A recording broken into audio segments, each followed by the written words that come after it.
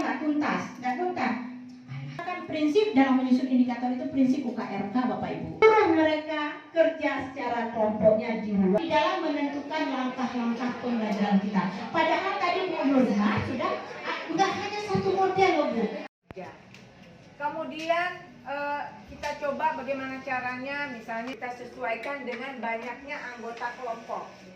Misal masing anggota kelompok melakukannya. Kemudian kalau saya ini biologi 2 jam. Ada anak di sana teriak-teriak, akhirnya saya kalah.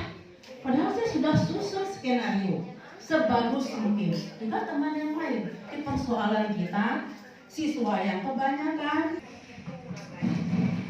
pada kita.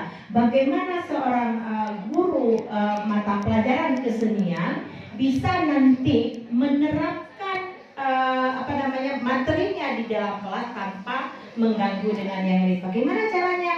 Begitu juga dengan seorang waka kesiswaan yang anak-anaknya itu harus, kayaknya ini ada beberapa siswa yang akan mengikuti lomba, tapi dia harus diintensifkan.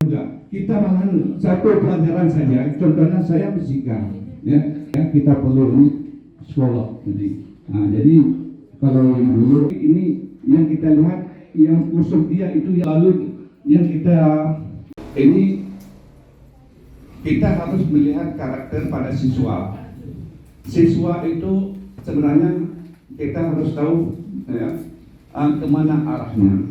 Sudah profesional bahwa guru mendidik anak